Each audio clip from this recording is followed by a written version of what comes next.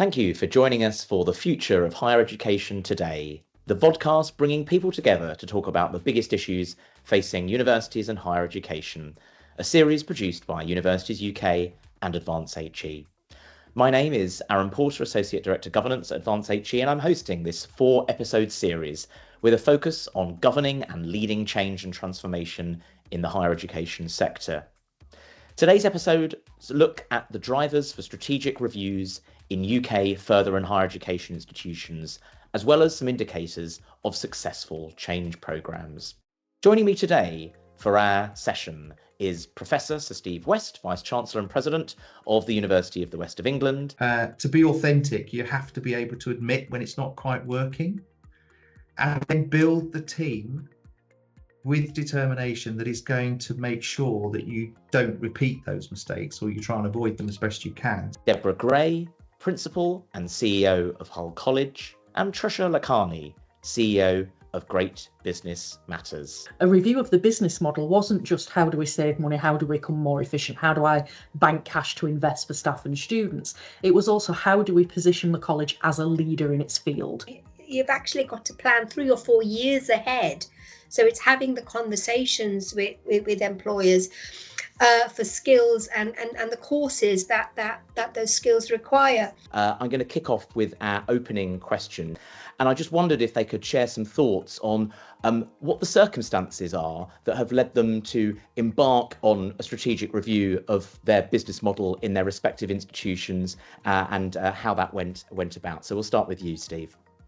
Thanks, Aaron. Great to be here. I guess the start place for me was if we continue doing what we were doing, we quickly hit a brick wall in that our model predicated on, I guess, a similar model that we were using over the last 10, 15 years was running out of steam. And that really was the focus. We'd had a number of shocks around inflation uplift not being available to us, the international students, and reducing numbers, but also increasing costs within a university and complexity within the things that we were doing, which was becoming unmanageable. And really those things came together and we took the opportunity just to reflect on our 2030 strategy and ask ourselves, are we on track? Are we likely to deliver this strategy? Or do we need to change some of what we were doing in light of the circumstances that we found ourselves in? That's a really helpful sort of scene setter for us. And as you say, we'll unpack some of that detail in just a second. Thanks, Steve. Deborah, I wonder the circumstances for you at Hull College and more generally across the college sector. It's a really interesting question. And Hull College is certainly a case study of why looking long-term strategically at your business model pays off. The real simple answer is we were in financial distress and we had been subject to government intervention, the role of the FE Commissioner and our funding bodies. And that brings with it a whole range of challenges. And becoming principal of a college that's already in financial distress, you have a very limited number of levers at your disposal. But essentially, we had found ourselves in this position for reasons that, in theory at least, could have been predicted or protected against. And I think it's very similar to some of what we're seeing, certainly in the HE sector with our colleagues in HEIs. So we'd seen kind of over-optimistic recruitment targets, which meant that potentially from September you were already in deficit unless your budget was absolutely spot on. We'd probably missed opportunities for digital transformation and hadn't really controlled resource management as well as we should have done, particularly staffing. And I think we hadn't had the foresight to adapt to those financial realities. And that for us meant, we'd got declines in student numbers, we'd got very significant upswings in operational costs, utilities alone were incredibly high. And when I think about those things, that's all on the downside. That's what triggers. But also what's a real trigger is how do we lead? So the college had suffered from this distress, and as a result, it hadn't led from the sector basis on anything. So a review of the business model wasn't just how do we save money, how do we become more efficient, how do I bank cash to invest for staff and students. It was also how do we position the college as a leader in its field? How do we take our rightful place on the national and international stage in AI, in digital transformation, in student mobility, all the things that we're really, really good at.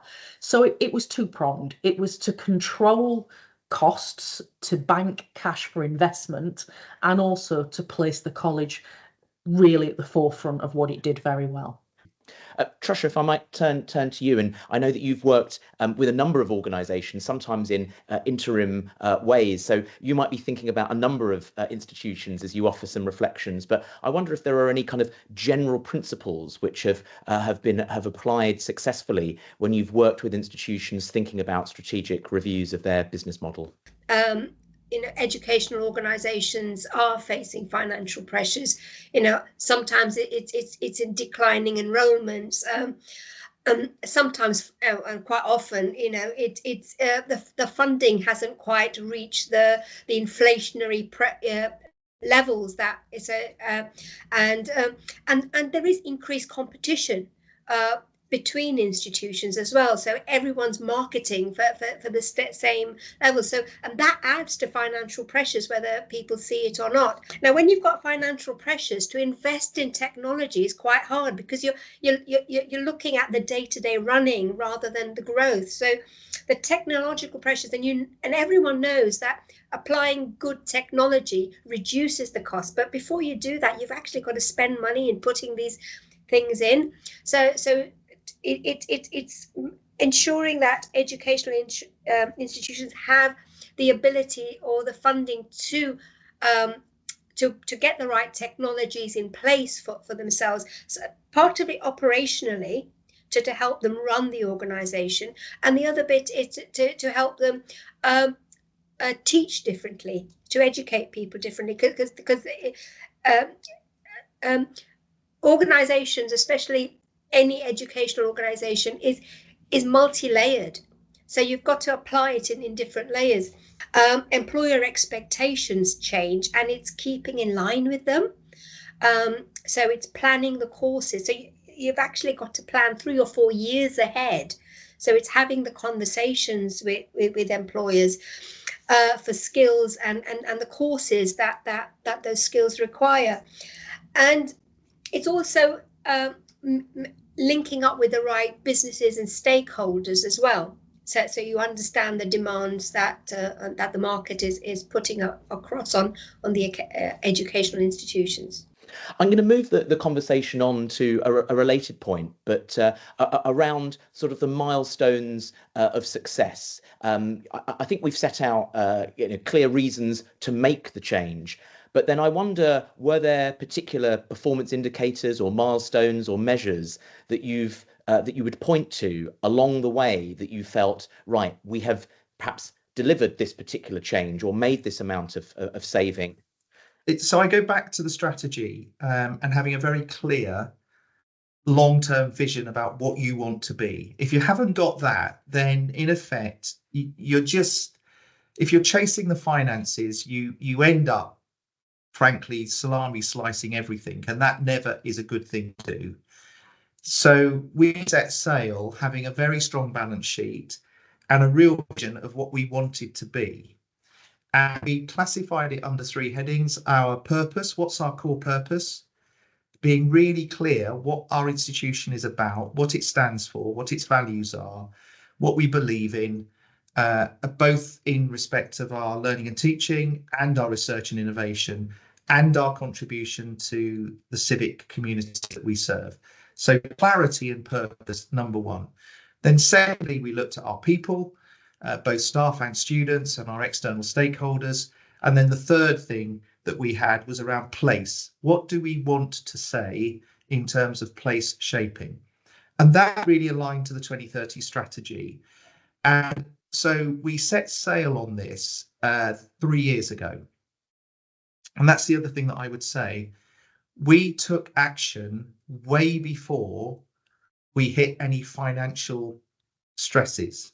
And that's important because that allowed us to get upstream in terms of some of the investments that we needed to make in order to shape our future. So what we did, we set up a university transformation program. It does have a very clear leadership. I am the executive sponsor of it. I chair that group. And every program and every project that we're doing is within a framework of programmatic and project transformation, led by those work streams, led by individual sponsors, but all reporting into one board, crossing the academic space, the research space, and the professional services space. And we were looking to broadly take out 15% of our total operating costs. In the first year, we delivered 11 million.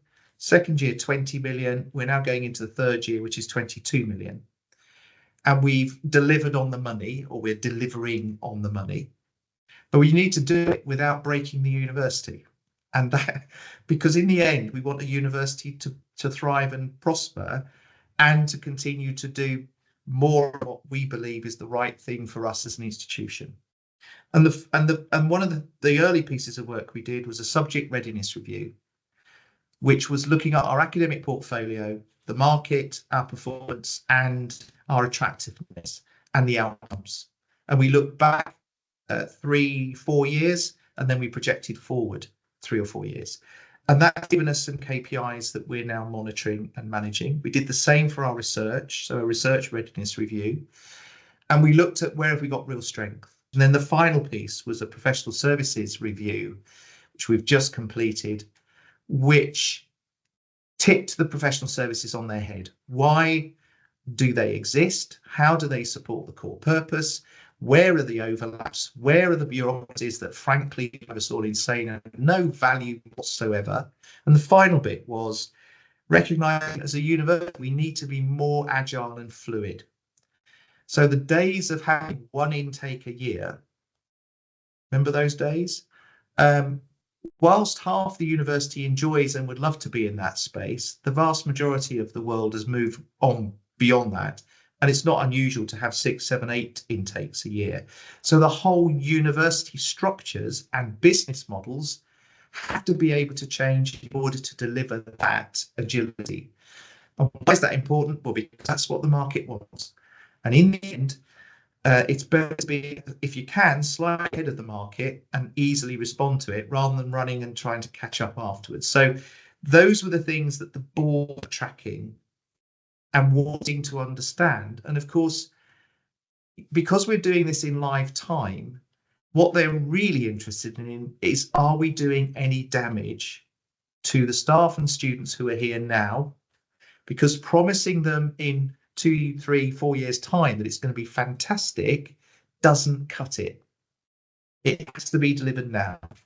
It's really interesting what you've said, Steve, and at one level, having measures which really go across the strategic ambitions of the institution, so student experience ones, research measures, civic measures, makes total sense, because you said in answer to the previous question, actually it was the strategic drivers of the institution that drove, that initiated, or in part initiated this. I think Deborah will kind of recognise, the organisational changes, but it sounds like you had a slightly different kind of burning platform that was more immediate to you. And I wondered if that meant that the measures that you were looking at were more obviously financial, or were you able to keep that wider organisational perspective? Again, a really interesting question. And I've been listening to Steve very intently, because he's absolutely right that the earlier you catch this and the more strategic foresight you have, the better prepared you are to deal with the outcomes. I didn't have that luxury. I had inherited a college that was already in very, very challenging circumstances, financially, quality, reputationally. Anything that could go wrong had gone wrong already. Working with the board became easy, because at that point you really, really have got only one way to go. But context, I think, is everything. So if you'll just indulge me for a moment. So although I lead a large further education college, we are also a higher education institution in our own right. We have foundation degree awarding powers. And we serve the city of Hull, which is the 4th most deprived local authority in England. So what we see here is quite unique in terms of the pattern of our students, where they go and what they do. And inheriting what is essentially a college that has failed means you have to make a very clear line in the sand between then and now. I was very clear, as were my team, that Hull College, whether that's FE or HE, needed to be world class, because being good won't cut it in an area that serves the level of deprivation that we do. And I make no apologies for having that ambition. We will be world class. It is our journey. We own it, and we will make that happen. So what does that look like in our context? Because, world class is a very nebulous thing, isn't it? Well, for us, it was about the financial metrics. So we needed to move what was essentially an inadequate financial position to be an outstanding financial position. And we did that. We did that in 2 years, which was faster than I thought we could. And we did it without making redundancies, which is something I'm very proud of. Essentially, as a new senior leader, you can do evolution or revolution, can't you? Those are the two back pocket tools you have. And I couldn't afford revolution because of the washing machine the college had already been through. It would just break it further. And I didn't have the time for evolution. So I kind of did something that I'm terming evolution at pace. I took all the evolutionary moves, but what you would have done over maybe 10 years or so, we did in about 2. So we secured financial stability. We were able to move from a very significant deficit to being an operating surplus within 2 years. We also had very significant quality problems. So we were graded as requires improvement twice on the bounce by Ofsted, and we were under observation, I think it's fair to say, by the OFS. And from our point of view, that's our core business. So if we can't get that right, what really is going on there? So we gutted and rebuilt our curriculum to match local labour market intelligence and regional labour market intelligence. We built in proper scrutiny for our teaching practices and really highly effective continuing professional development for our teaching practitioners at all levels, HE and FE. We challenged very robustly our support teams. I was very pleased to hear Steve have those same conversations. Why do these processes exist? What do they do for the institution? Are you doing it for you? Are you doing it for the students? Is the tail wagging the dog? And kind of gutted and rebuilt all of those relationships. Our reputation had been really very, very badly damaged. So we got shoe leather out on the road. I went to see every CEO within like a 30-mile radius. I didn't send my team out. I did it, and I wasn't after their business because at that point we weren't strong enough to really take their business. But I wanted to open the door to the relationship because it was the relationship that mattered, not the business. We also wanted to validate all of that by securing external recognition. And we had gone for maybe 15 years or so without winning kind of a single award. Last year we won 18, some of them international. And we also have absolutely established ourselves as a thought leader in AI and digital transformation, particularly with marginalised groups like English for speakers of other languages and SEN students. What I would say is we started absolutely with the end point in mind. In 4 years, we will be a world-class further and higher education college. That's what we will be. So what are the steps that you need to go through to make that happen? And then you start and then you go and you don't stop. And although that was a 4-year movement and we're kind of just over 2 years into that now, I don't anticipate that stopping because world class doesn't stop. You don't hit a marker and think, okay, we've done it now. I'll just, I'll hang my principal shoes up and, do something else. What does the next iteration of world class look like? What will the 4th and 5th industrial revolutions bring to us? How do we aid our communities and our employers with inward investment? The Humber's an incredibly deprived region, but rich with opportunities. What's our part to play in that? How do we take our stage regionally as well as nationally and internationally? So I hope that gives you some sense of how we put those markers in the sand. Trish, I'm going to move to something slightly different, and wonder if you've got any perspectives on. We've heard two really fascinating and fantastic examples of institutional change and indeed ongoing change also.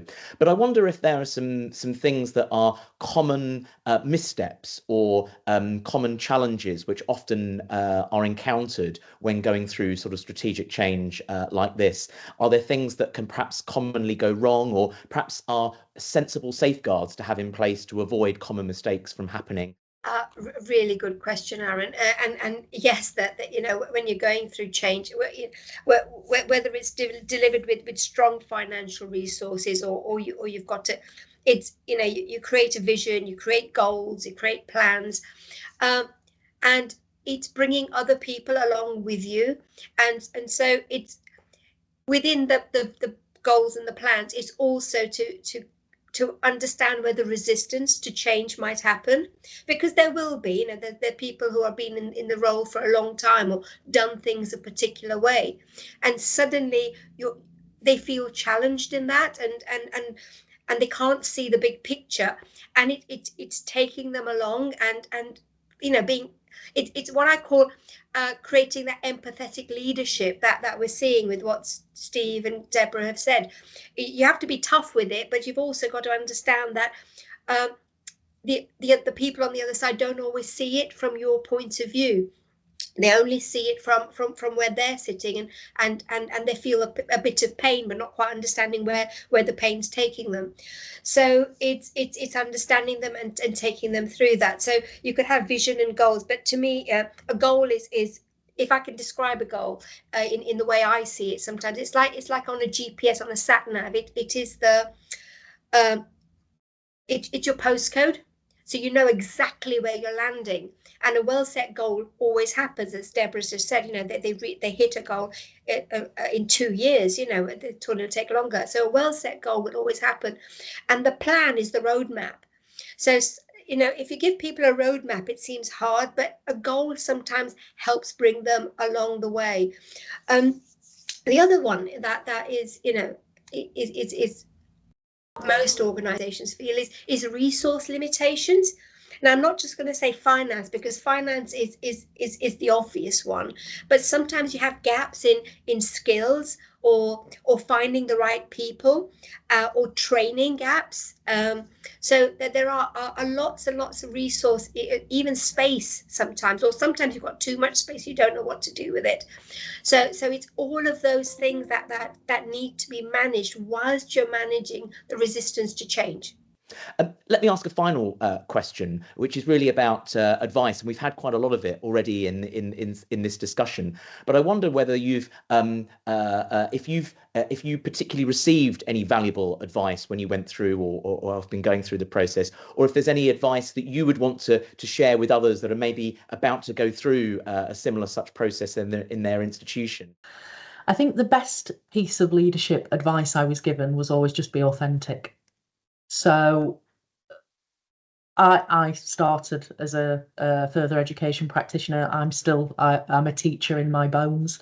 I love what I do. I love the further education sector, but I actually got my start in higher education. So this isn't just a job for me. This is absolutely why I get out of bed every single day. I care about every one of my students and every one of my staff, and I didn't hide that in anything I did. And I think that authenticity, walking the floors, making sure I was connecting with people, really mattered and really made the difference, particularly because I was new, coming into what was quite a turbulent time. And I think the other piece of advice that I was given, and this was way, way back in my career, was, be transparent and be decisive. If you can't make a decision, how do you expect your team to have any confidence that you can lead properly? And if you can't explain that decision in ways they can understand, what are you doing? In terms of what I would say to others who find themselves in challenging circumstances, and, let's be honest, in our sector, whichever phase you are in, there are many of us in that position. I would say be brutally honest with yourself. If you have outdated models that don't work, face that truth. because your institution's survival depends on it. And more importantly, so does your students. And those students matter, their lives matter, their futures matter. It's not something you can afford to ignore because it's inconvenient. Sugarcoating does not solve problems, it prolongs them. I think the next thing I would say, and being a Yorkshire woman, you might expect this from me, but line by line, penny by penny analysis of where your money is going, because you might find some absolute howlers in there where you're just like, really? We spend this much on this? And it might help make some strategic decisions. So transformation really isn't glamorous. You know, I'm 21. It's taken the years off me. So it's not glamorous, it's granular. So during our overhaul, we evaluated every penny line by line, because every pound wasted was a pound stolen from frontline services. And if you're not ready to dig that deep, don't bother starting.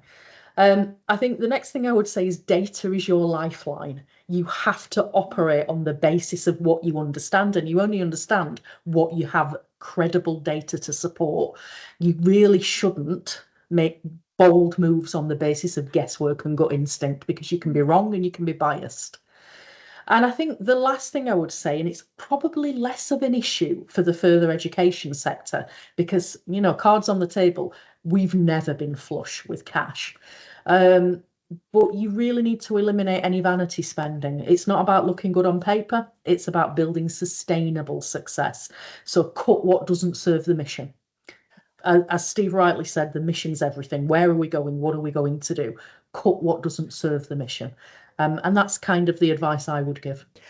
You've offered lots of bits of advice. I don't know if there's any final nuggets that either Trisha or Steve would like to throw into the pot.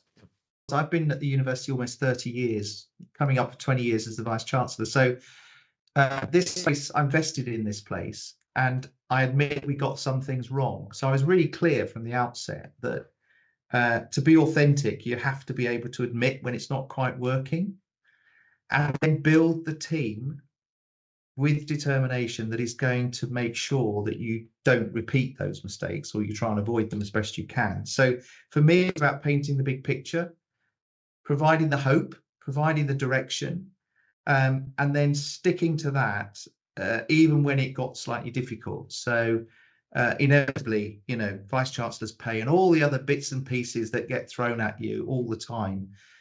In the end, it's about doing the best you possibly can for the institution.